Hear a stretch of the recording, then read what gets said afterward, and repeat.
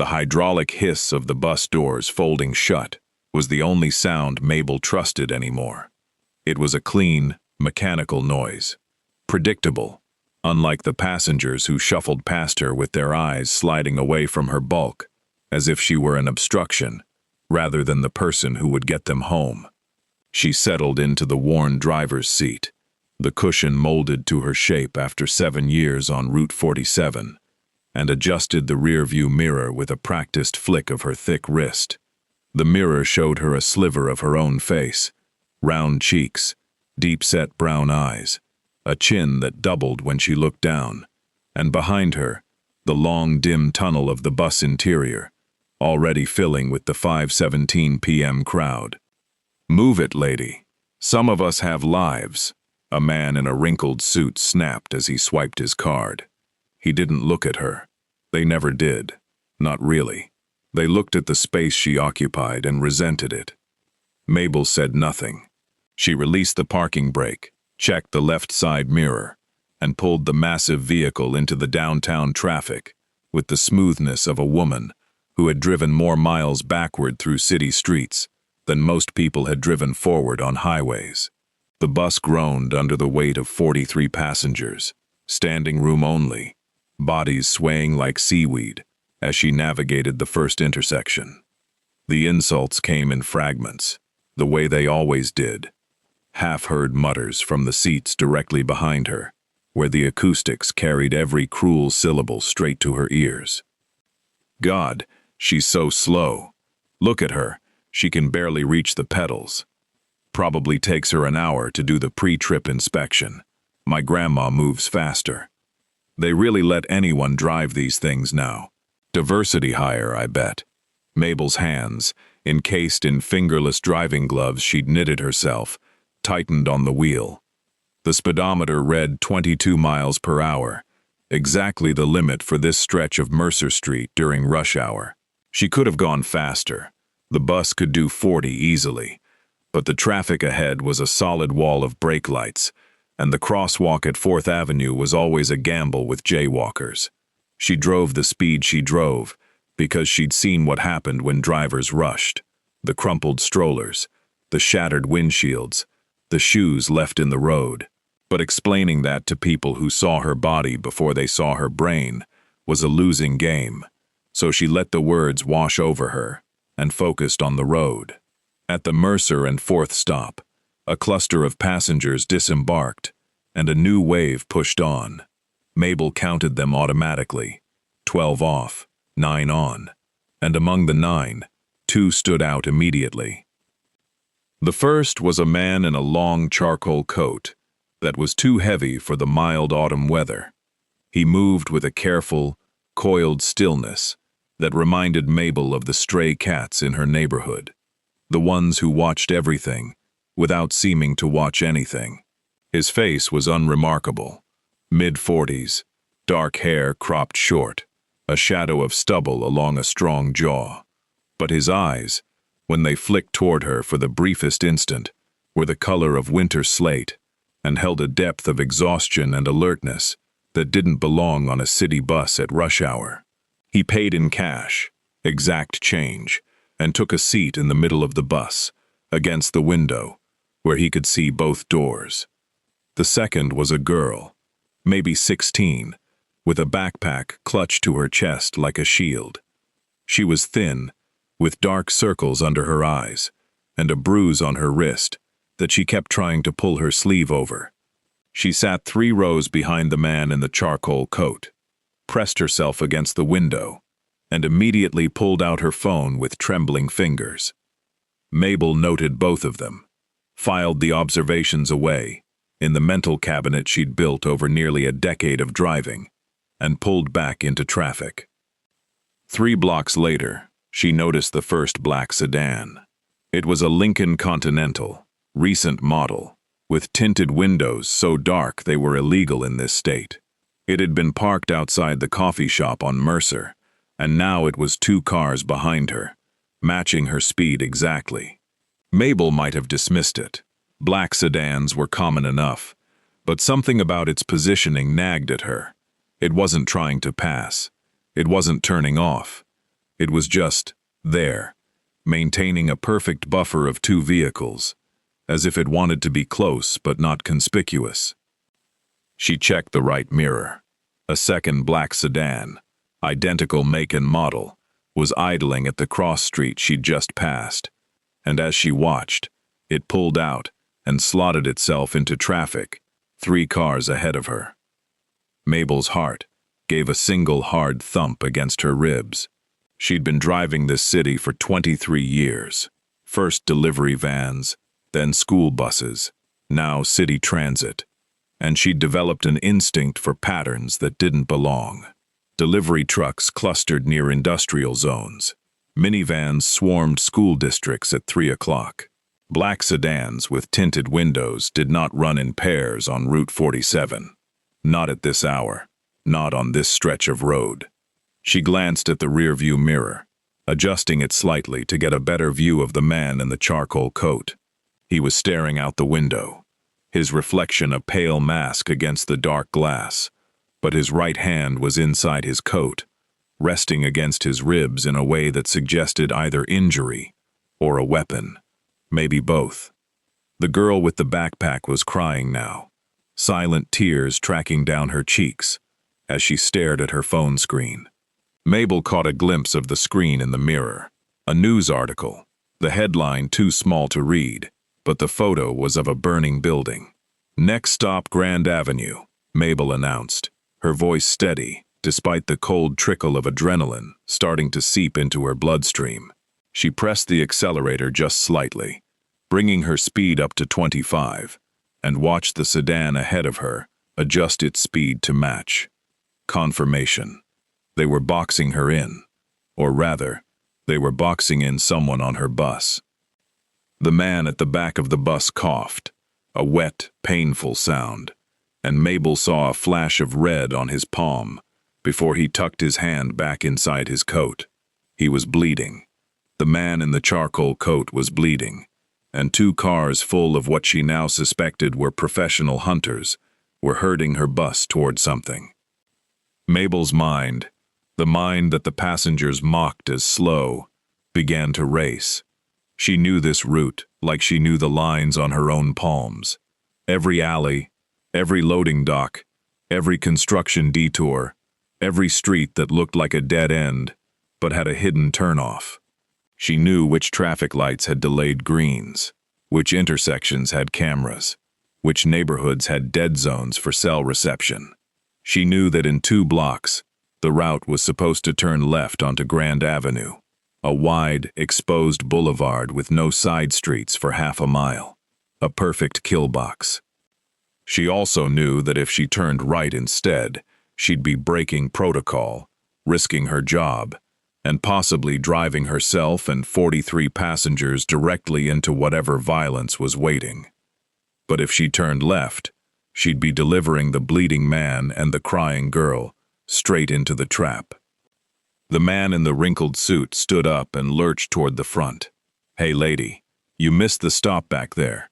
"My stop. I said Grand Avenue." "We're not there yet," Mabel said, her eyes on the road. "We just passed it. Are you blind? Pull over right now." Mabel did not pull over. She checked her left mirror. The sedan behind her had closed the gap to 1 car length. The sedan ahead was slowing, trying to force her to stop at the upcoming red light. The light turned yellow. Mabel made her decision. She hit the accelerator and wrenched the wheel to the right, cutting across 2 lanes of traffic with a scream of horns and the shriek of the bus's own tires. Passengers shouted, grabbed for handrails, tumbled into each other. The man in the wrinkled suit fell backward into the lap of a woman who shrieked and shoved him off. The girl with the backpack looked up, her eyes wide and wet. The man in the charcoal coat straightened, his hand emerging from his coat. And yes, that was definitely blood staining his shirt. And yes, that was definitely the grip of a pistol. "What the hell are you doing?" the suit man yelled, scrambling to his feet. "You crazy fat cow. You're going to kill us all." Mabel ignored him. She took the right turn onto a narrow side street. that was definitely not on Route 47. A street lined with parked cars and overflowing dumpsters. A street that dead-ended at an old warehouse district, unless you knew about the unmarked alley behind the laundromat. She knew about the alley. She'd discovered it 6 years ago, when a water main break had forced a detour, and she'd filed it away in her mental map, like a squirrel hiding a nut for winter. The black sedan that had been ahead of her tried to follow, but got caught at the red light, trapped behind a delivery truck. The sedan behind her made the turn, its engine roaring as it accelerated to close the distance. "Everyone sit down and hold on," Mabel said, and something in her voice, a steel she rarely had cause to use, cut through the chaos. Passengers who had been shouting fell silent. People who had been standing dropped into seats. The man in the wrinkled suit sat down hard, his face pale. Mabel took the bus down the alley behind the laundromat, the vehicle's wide sides clearing the brick walls with inches to spare on either side. She'd done this before, in her head, 100 times. A game she played on slow days, imagining escape routes, planning for disasters that never came. Now the disaster was here, and her hands moved with the calm precision of long practice. The alley spat them out onto a residential street, and Mabel took an immediate left, then a right, then another right, zigzagging through a neighborhood of old Victorians and overgrown yards. The black sedan was still behind her, but it was struggling. The streets here were narrow, the turns tight, and the sedan's driver didn't know which intersections were blocked by planters or which driveways were too steep to use. Mabel knew all of it. "You," she said, glancing at the rearview mirror and catching the eye of the man in the charcoal coat. "You're bleeding on my floor." He stared at her, his expression unreadable. "I'll pay for the cleaning. You'll pay for a lot more than that if we don't lose the car behind us." "How many are in the second vehicle?" His eyes narrowed. "You saw the second vehicle. I'm not blind. I'm not stupid. How many?" "4 in the first, 3 in the second. Armed. They're not police. I figured that out when they started herding my bus like a sheep." "Who are they?" "People who want me dead.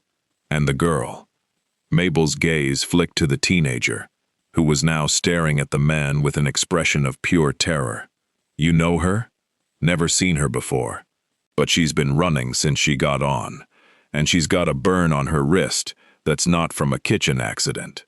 She saw something they don't want her to talk about." Mabel took a hard left onto a street that sloped sharply downhill, the bus picking up speed despite her foot on the brake. At the bottom of the hill was a T intersection with a stop sign that she had no intention of obeying. She blasted through it, turned right, and immediately pulled into the loading bay of an abandoned furniture warehouse, cutting the engine and the lights in one fluid motion. The sudden silence was deafening. "Everyone stay down," Mabel whispered, her voice carrying in the sudden quiet. "No phones, no lights, no noise." 43 passengers, who 20 minutes ago had been mocking her weight and her driving, obeyed without question. The bus sat in the darkness of the loading bay, hidden from the street by a concrete pillar and a stack of rotting pallets. Outside, the black sedan cruised slowly past the warehouse, its engine a low growl, and then continued down the street, searching. Mabel counted to 60, then to 120. The sedan did not return. She let out a breath she hadn't realized she'd been holding, and turned to face her passengers. The man in the charcoal coat had moved to the seat directly behind her, his pistol now visible in his lap, his face sheened with sweat. The girl with the backpack was shaking, her arms wrapped around herself. The rest of the passengers were a tableau of shock, wide eyes, open mouths, the occasional whimper. "My name is Mabel," she said, her voice calm and low. "I've been driving buses for 7 years, and before that, I drove delivery trucks for 16. I know every street, alley, and hiding spot in this city. Right now, there are at least 7 armed men looking for this bus, and they're willing to kill anyone on it, to get to whoever they're after. She looked at the man in the charcoal coat. I think you'd better tell us who you are. He met her gaze for a long moment, and then something in his expression shifted. A crack in the mask, a flicker of respect. My name is Dante Castellano. The name hit the bus like a thunderclap. Even the passengers who didn't follow crime news knew the Castellano name. It was whispered in the same breath as words like syndicate, empire, ruthless. Dante Castellano was the head of the most powerful organized crime family on the eastern seaboard, a man whose face had never been officially photographed, whose whereabouts were a matter of constant speculation, whose enemies had a habit of disappearing. You're the Mafia boss, the man in the wrinkled suit breathed, his earlier bluster completely gone. I'm a man who was betrayed by someone in my own organization, Dante said, his voice tight with pain. My head of security sold me out, set up a meeting that was supposed to be a negotiation, turned it into an ambush. I got out, but barely. And I think this girl, he nodded toward the teenager, saw something she shouldn't have. The warehouse they used, the men who were there, something. The girl flinched as if she'd been struck. I didn't mean to see anything. I was in the wrong place.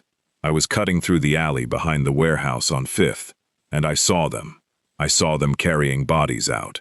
I ran, but they saw me. They've been chasing me for 2 days. I thought if I got on a bus I could get away, but they found me. They always find me. What's your name? Mabel asked gently. Lena. Lena Park. Okay, Lena. You're safe right now. We're all safe right now. But we need a plan. Mabel turned back to Dante. You said your head of security betrayed you. Does he know this route? Does he know where you were going? Dante's jaw tightened. He knows everything. He's been with me for 12 years. He knows my safe houses, my routines, my fallback positions. If I try to go to any of them, he'll have people waiting. Then we don't go to any of them. Mabel pulled a folded map from the pocket beside her seat. A paper map, worn and creased, marked with her own annotations in different colors of ink. She spread it across the steering wheel. We're here, in the old industrial district. The nearest police station is 12 blocks east, but if your trader has people in the department, that's not safe. The bus depot is 8 blocks north. It's secure, gated, and I have keys to the maintenance bay. We can hide the bus inside, and there's a landline that doesn't go through the main switchboard. You can make calls from there. Dante studied the map, then studied her. You've thought about this before. I think about a lot of things, Mabel said. People assume I don't, because I'm fat and I drive slow. But I've had a lot of time to think, sitting in this seat.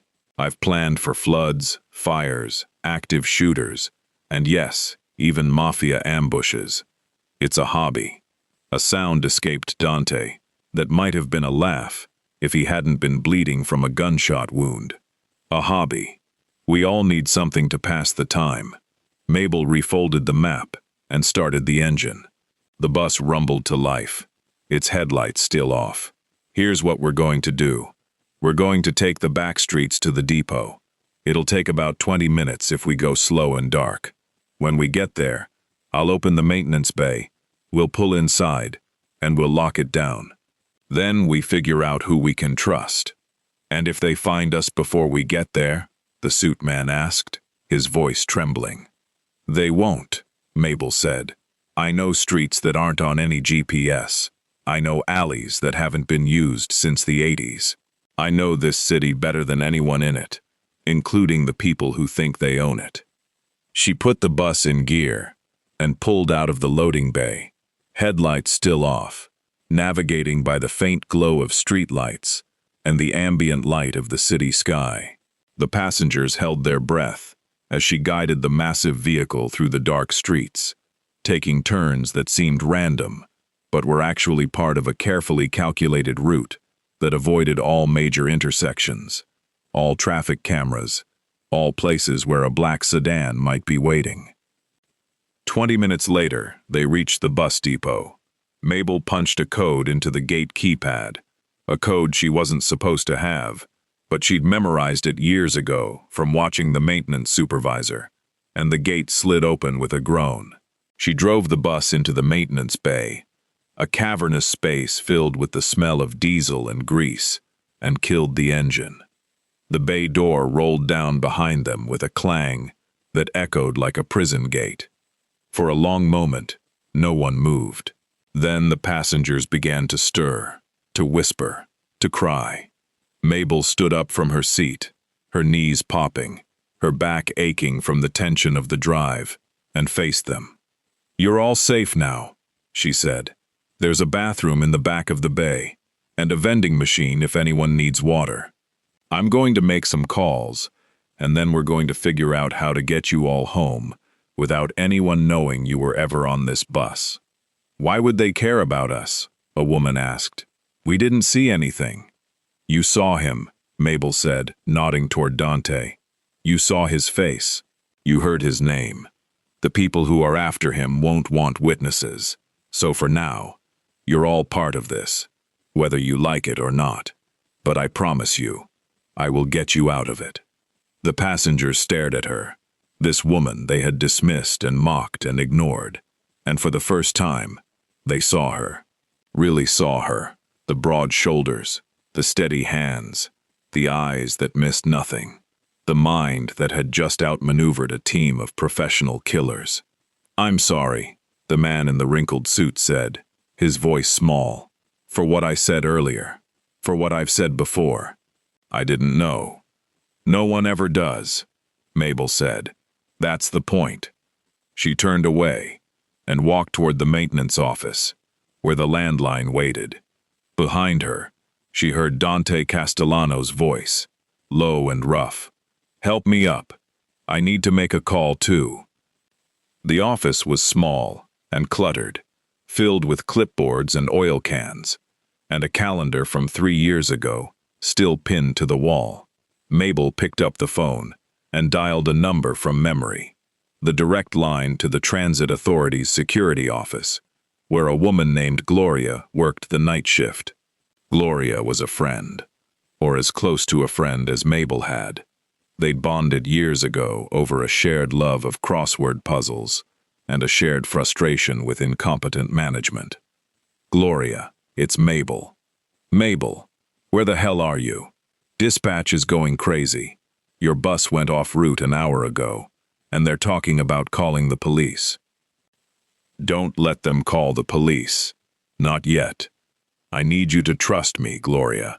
Something happened. Something bad.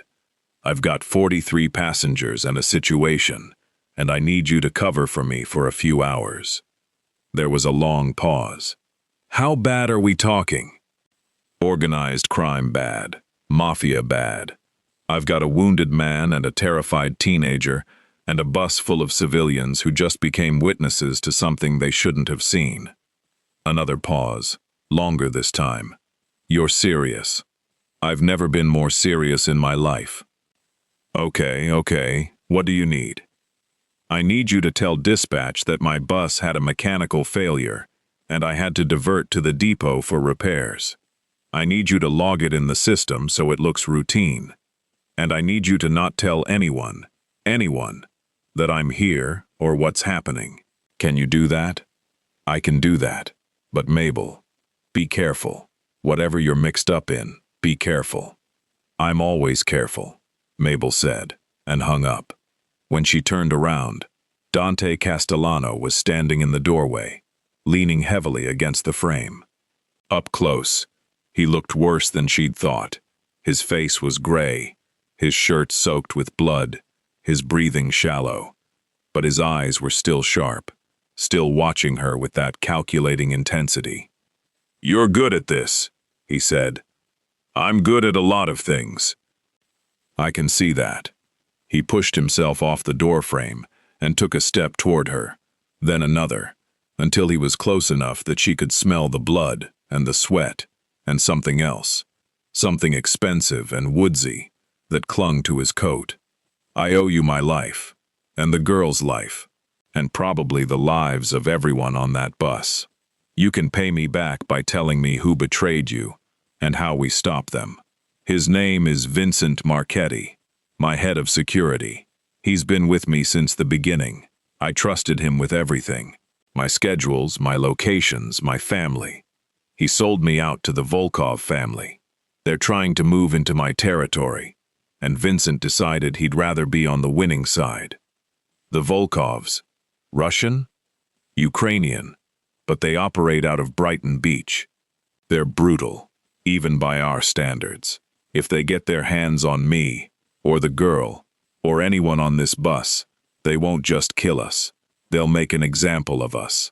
Mabel absorbed this information, her mind already working through the implications. You said you need to make a call. Do you have people you can trust? People who aren't compromised? A few.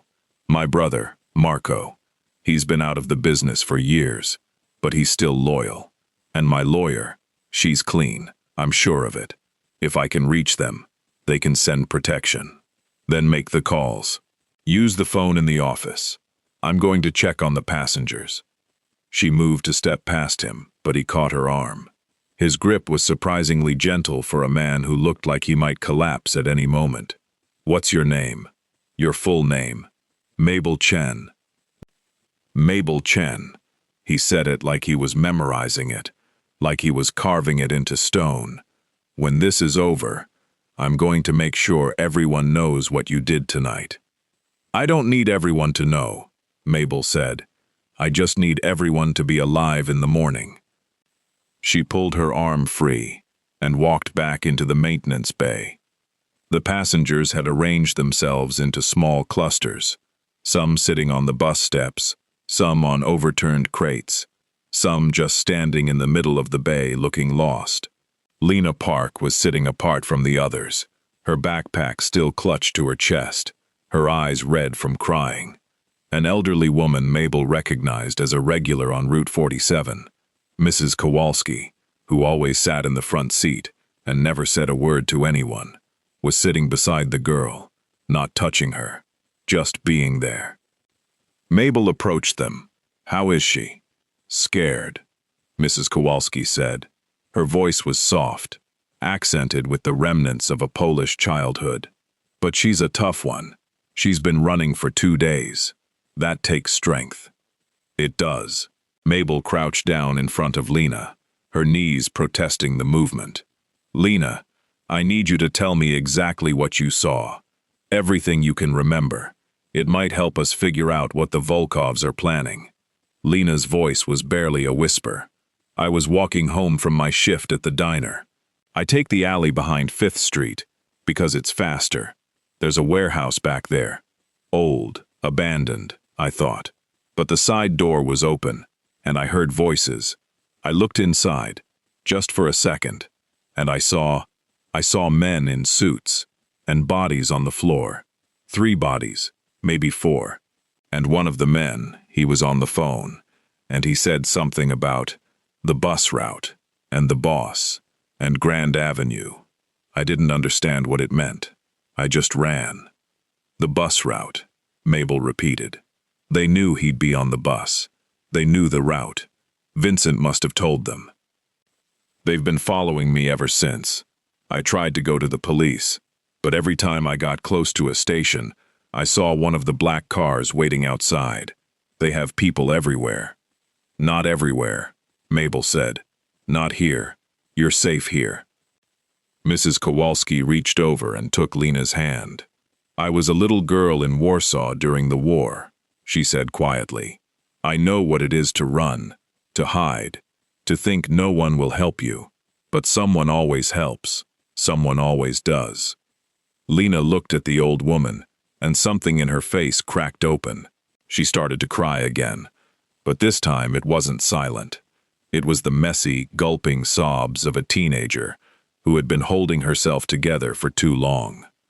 Mrs. Kowalski pulled her into a hug, and Mabel stood up, giving them their privacy. She walked back to the bus and climbed into the driver's seat. From here, she could see the whole bay, the passengers, the bus, the doors. She could see Dante through the office window, on the phone, his face grim. She could see the maintenance bay door, solid steel, locked tight. For the first time in hours, she allowed herself to breathe. But she didn't allow herself to relax. Not yet. The black sedans were still out there. Vincent Marchetti was still out there. And somewhere in the city, the Volkov family was regrouping, planning their next move. Mabel pulled out her map again and began to plan. An hour passed. Dante finished his calls and emerged from the office, moving more steadily now. Someone had found a first aid kit and bandaged his wound, though he clearly needed a doctor. He walked over to the bus and stood beside Mabel's open window. "My brother is on his way with a team. They'll be here in 30 minutes. My lawyer is working on getting the girl into protective custody. Real protective custody, not the kind that's been compromised. And I've put out word on the street that Vincent Marchetti is a dead man walking. That's a bold move." "I'm a bold man." He paused, looking at the map spread across her steering wheel. "You're still planning." "I'm always planning." "What are you planning now?" Mabel traced a route with her finger. "The Volkovs know this depot exists. They probably don't know we're inside yet, but they'll figure it out. When they do, they'll come in force. We need an exit strategy. My brother's team might not get here in time, or might be intercepted. We need a backup plan." She pointed to a spot on the map. "There's an old subway access tunnel 2 blocks from here. It's been sealed off for years, but the seal is just plywood. I saw it last month when I was walking my dog. If we need to evacuate, we can get everyone through that tunnel to the old station on Market Street. From there, we can surface in the basement of the shopping mall. It's public, crowded, hard to attack." Dante stared at her. "You know about a sealed subway tunnel 2 blocks from a bus depot. I told you, I know this city. You're wasted driving a bus. I like driving a bus. Most days." She folded the map and tucked it back into its pocket. "Your brother's team, how many?" 6. All former military, all loyal. And the Volkovs? Unknown. But if they're serious about taking me out, they could have 20, 30 men. More if they've been building up for this. Then we hope your brother gets here first." They waited. The passengers had settled into an uneasy quiet, some dozing on the bus seats, others talking in low voices. Mrs. Kowalski had taken charge of Lena, getting her to eat a granola bar from the vending machine and drink some water. The man in the wrinkled suit, his name was Paul, Mabel had learned, was sitting with a group of other passengers, and from the snippets of conversation she caught, he was telling them about the moment Mabel had taken the hard right turn, describing it like a action movie stunt. At 9:47 p.m., the maintenance bay phone rang. Mabel answered it. "Yes? Mabel, it's Gloria. I'm seeing something on the security cameras. There are cars, 3 of them, black sedans, circling the depot. They're not coming in, but they're not leaving either. I think they're waiting for something. Thank you, Gloria. Keep watching. If they breach the gate, call me immediately." She hung up and turned to Dante. "They're here.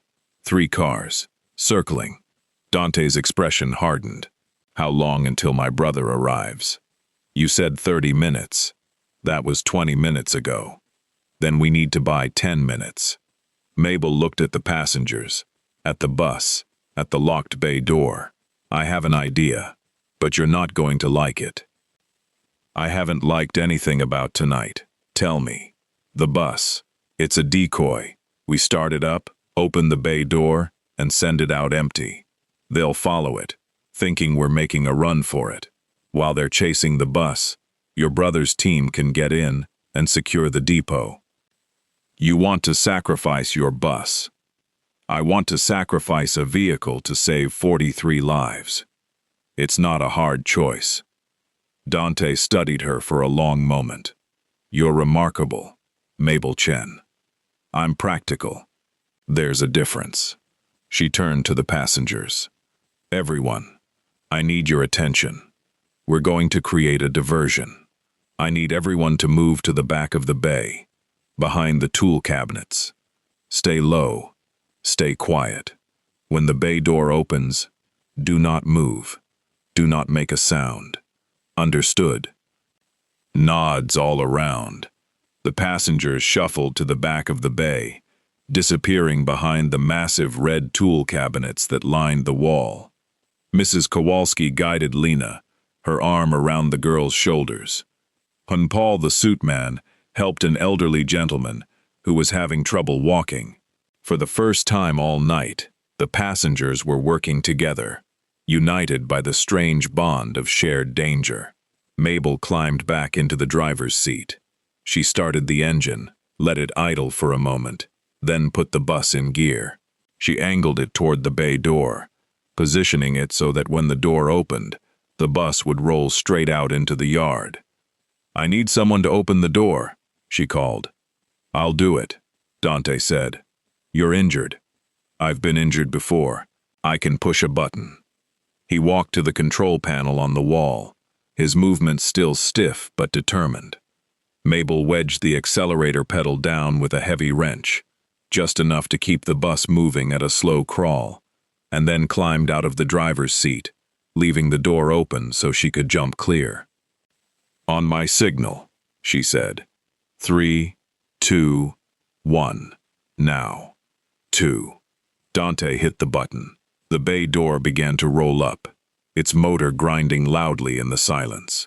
As soon as the gap was wide enough, the bus began to roll forward, its engine growling, its headlights still off. Mabel jumped clear, landing hard on the concrete floor, and scrambled behind a pillar. The bus rolled out of the bay and into the depot yard, a massive dark shape moving with eerie silence. For a moment, nothing happened. Then headlights flared in the darkness outside the gate, the black sedans, reacting to the movement. The bus continued its slow, ghostly progress across the yard, and the sedans began to move, following it along the perimeter fence. "Close the door!" Mabel hissed. Dante hit the button again. The bay door rolled down, slower than Mabel would have liked, but it closed. The lock engaged with a solid clunk. They waited. 5 minutes passed, then 10. Mabel's phone buzzed, a text from Gloria. Bus crashed into a parked car on 5th. Sedans surrounded it. They're realizing it's empty. Get ready. They know, Mabel said. They'll be coming back. As if on cue, the sound of engines grew louder outside. The black sedans were returning, and this time they weren't circling. They were coming straight for the gate. Your brother? Mabel asked. Any minute now. The first crash against the gate made everyone jump. The sedans were ramming it, trying to break through. The gate shuddered but held. It was designed to stop unauthorized vehicles, but it wasn't designed to withstand a sustained assault. Everyone to the back, Mabel ordered. There's a rear exit that leads to the alley. If the gate breaks, we run for the subway tunnel. The passengers scrambled toward the rear of the bay, their earlier calm dissolving into panic. Mabel grabbed Lena's hand and pulled her along, Mrs. Kowalski close behind. Dante limped after them, his pistol drawn, his face set in grim determination. They were halfway to the rear exit when the gate finally gave way, with a scream of tortured metal. Headlights flooded the bay as the first black sedan burst through, followed by a second. Car doors opened, and men spilled out, men in dark clothing, men with guns, men with the cold, flat eyes of professionals. "Go!" Mabel shouted. "Go! Go!" She shoved Lena toward the rear door, and Mrs. Kowalski caught the girl, pulling her through. The other passengers followed. a stream of terrified bodies squeezing through the narrow exit. Mabel turned to face the oncoming threat, putting her body between the gunman and her passengers. "Mabel, move!" Dante shouted. But Mabel didn't move. She stood her ground, her arms spread wide, her face calm. "You don't want them," she called out to the gunman. "You want him. Take him and go." "Mabel, what are you doing?" Dante hissed. "Buying time." The lead gunman, a tall man with a scar across his cheek, laughed. "The fat lady wants to negotiate. Cute. Move aside, lady. We're not here for you. I know you're not. But those people you're chasing, they're civilians. They didn't see anything. They don't know anything. Let them go, and you can have Castellano." "Mabel." "Shut up, Dante." She didn't take her eyes off the gunman. "Well, do we have a deal?" The scarred man considered her for a moment. Then he raised his gun. "No deal." The shot never came. A hail of gunfire erupted from the darkness beyond the shattered gate. Precise, disciplined, military. The scarred man went down. Then another gunman. Then another. The Volkov men scattered, returning fire, but they were outflanked and outmatched. Within 60 seconds, it was over.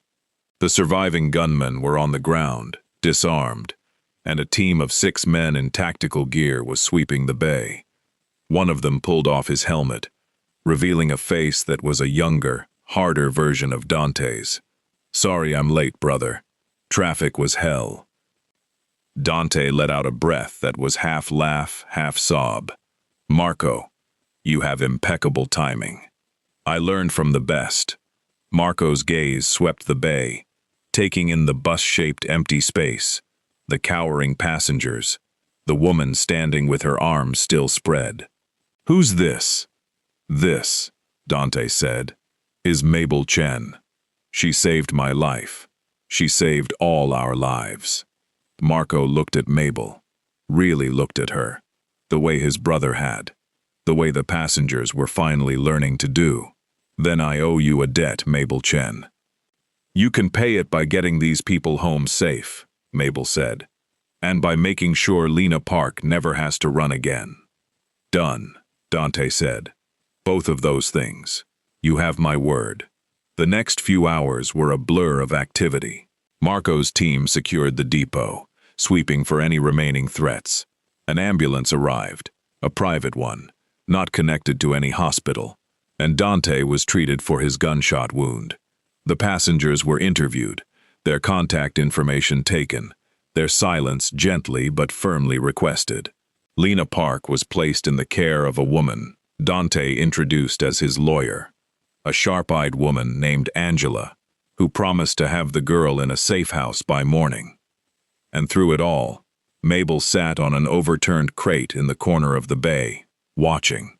She watched the efficient movements of Marco's team. She watched the passengers being escorted to unmarked vans that would take them home. She watched Mrs. Kowalski press a piece of paper into Lena's hand. Her phone number, Mabel guessed, a promise of connection in a world that had tried to isolate the girl. Dante approached her as the sky outside began to lighten with the first hints of dawn. He was moving more easily now, his wound properly bandaged, his color returning. He sat down on a crate beside her, his long legs stretched out in front of him. "You should be resting," Mabel said. "I've rested enough. I wanted to talk to you." "About what?" "About what happens next. Vincent Marchetti is still out there. The Volkovs are still out there. This isn't over."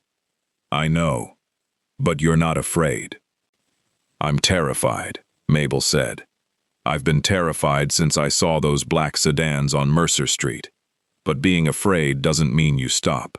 It just means you keep going while being afraid." Dante was quiet for a moment.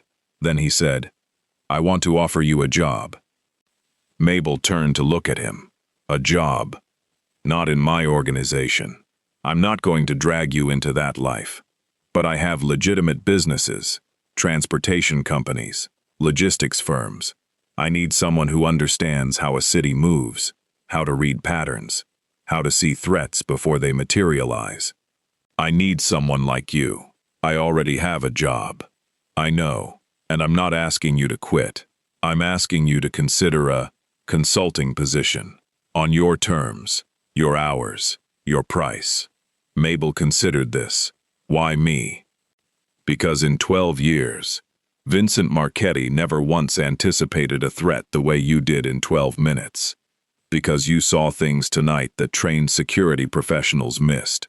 Because you stood in front of armed gunmen to protect a bus full of strangers who had spent the evening insulting you. He paused. Because you're remarkable, Mabel Chen.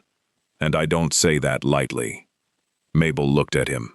This man who had been a legend, a monster, a myth, and who was now sitting beside her on a crate in a bus depot, offering her a job like she was the one doing him the favor. She thought about her apartment, her dog, her crossword puzzles with Gloria. She thought about the map in her pocket, the streets she knew by heart, the patterns she saw that no one else did. I'll think about it, she said. That's all I ask. He stood up, wincing slightly, and offered her his hand. She took it, and he pulled her to her feet with surprising strength.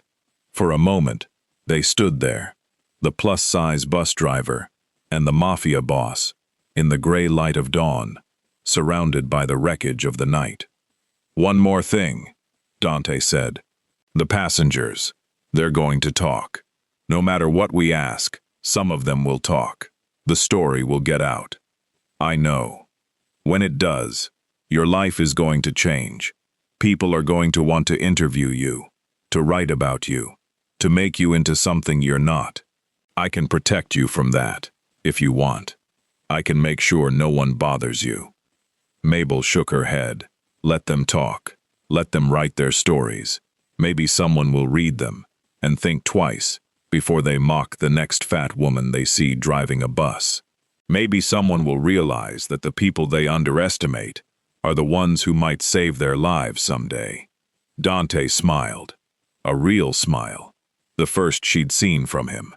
You're a philosopher. I'm a bus driver. Same thing, really.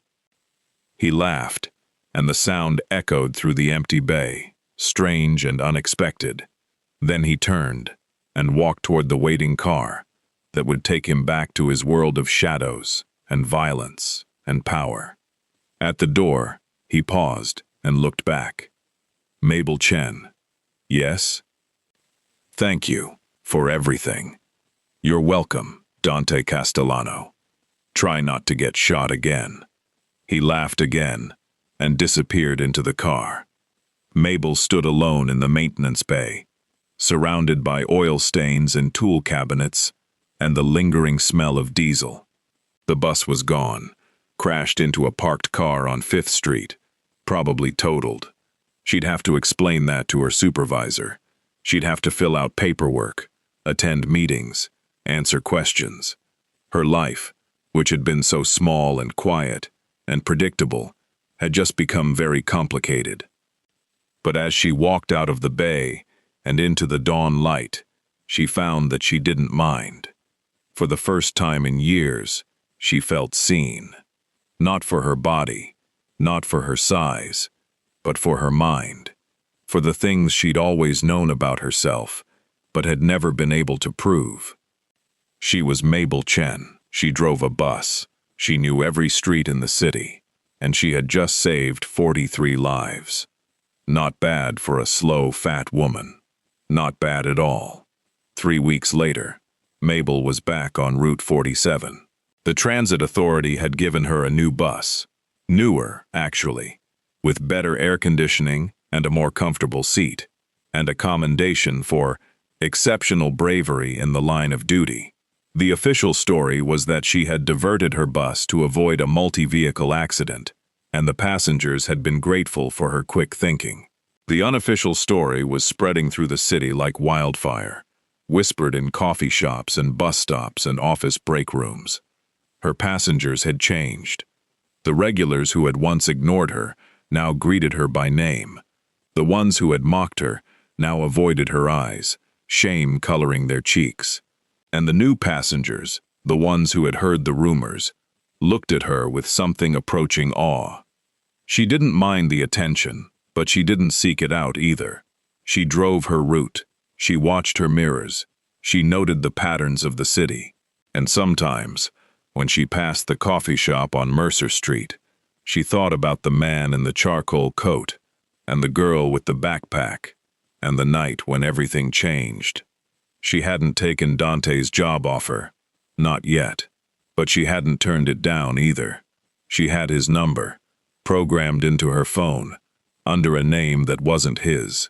She had a standing invitation to call if she ever needed anything. And she had the satisfaction of knowing that Vincent Marchetti had been found 2 weeks ago in a warehouse on the waterfront, very much dead, and that the Volkov family had abruptly retreated to Brighton Beach and stayed there. Lena Park was doing well. She'd called Mabel a few days after the incident, her voice still shaky but stronger. She was staying with a foster family in a different city, enrolled in a new school, seeing a therapist. She said she was thinking about becoming a bus driver when she grew up. Mabel had laughed and told her to aim higher. Mrs. Kowalski still rode Route 47 every Tuesday and Thursday. She still sat in the front seat. But now, instead of silence, she and Mabel talked. About the weather, about the news, about the crossword puzzle in the morning paper. They never spoke about that night directly. But sometimes Mrs. Kowalski would catch Mabel's eye in the rearview mirror and give a small nod, and Mabel would nod back, and that was enough. One evening, as Mabel was finishing her shift and pulling the bus into the depot, she saw a familiar figure waiting by the gate. Dante Castellano, dressed in a simple jacket and jeans, looking for all the world like an ordinary man. He was alone, no bodyguards, no black sedans. She parked the bus and walked over to him. "You're either very brave or very stupid, standing out here in the open." "A little of both," he admitted. "I wanted to see you." "Why?" "Because I've been thinking about what you said, about being seen, about underestimation, and I realized that I've spent my whole life surrounded by people who see exactly what I want them to see. But you saw through all of it. You saw me bleeding and scared and running, and you didn't flinch. You just helped. That's what people do, when they're not too busy being terrible to each other. Not in my world. In my world, people see weakness, and they exploit it. They see vulnerability, and they attack. But you saw a wounded man, and a scared girl, and a bus full of strangers, and you decided to protect all of them. That's not normal, Mabel. That's extraordinary." Mabel shrugged. "I did what anyone would do." "No, you didn't, and I think you know that." He reached into his jacket and pulled out a small velvet box. "This isn't what you think it is. I'm not proposing. I'm not that presumptuous." He opened the box. Inside was a key, not a car key, not a house key, but a heavy, old-fashioned key, made of brass, with a tag attached that bore an address. "What is this?" "It's the key to a building I own. A small building, in a quiet neighborhood. It used to be a private library, but the owner died and left it to me in a poker game. I've been trying to figure out what to do with it for years. And then I met you, and I thought, this woman knows things. She sees things. She should have a place to put all that knowledge. You're giving me a library. I'm giving you the option of a library, if you want it. You can turn it into whatever you want. A community center, a tutoring space, a place for kids like Lena to go when they need help. Or you can just use it to store your maps. I don't care. I just wanted to give you something that says, I see you, the way you saw me." Mabel took the box from his hands. The key was heavy, solid, real. She closed her fingers around it and felt something shift in her chest. A door opening, a possibility unfolding. I don't know what to say. Say you'll think about it. That's all I ever ask.